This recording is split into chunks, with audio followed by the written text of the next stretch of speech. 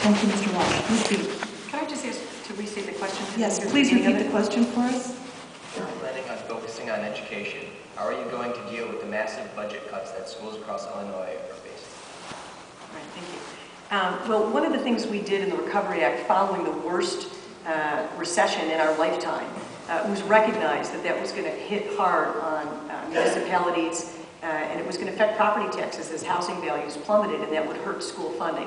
So we included, as part of the spending that my opponent attacks in the Recovery Act, state stabilization funds to support school districts so that they wouldn't have to raise property taxes at a time of economic recession and could keep teachers employed and keep class levels. Some of those funds were also there to help the states recognizing that emergency personnel, firemen, police, that we couldn't afford to lose vital services at a time of economic crisis. So I've continued to support that funding.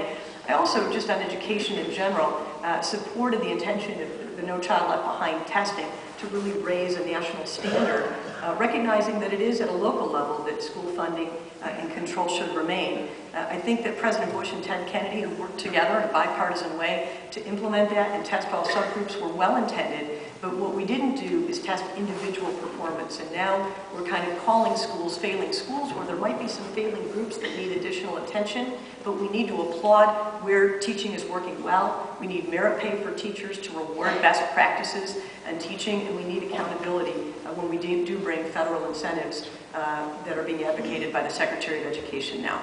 Thank you, Ms. B. Mr. Scher, would you like to reply? See, that's why one of the reasons why I opposed the stimulus, because the money was just given to states that had mismanaged their budgets with public sector unions. Okay, all of this goes away when you take away the state monopoly of education. Those public sector unions become private sector unions. Good for them. All right? Once we have competition and choice, it enters a whole new dynamics in how our money is put to work and the kind of results that we as consumers get out of a system. Thank you. Mr. Walsh will take this next and last question first, and then we'll do our summation, and I think we'll just about time it correctly to end this at about 8 o'clock. So students, question for Mr. Walsh first. Illinois has some of the highest in-state tuition rates in the nation for its public universities, and the recession has only accelerated this issue. What, if anything, will you do to alleviate the university's fiscal woe? Let me start by saying that when I hear someone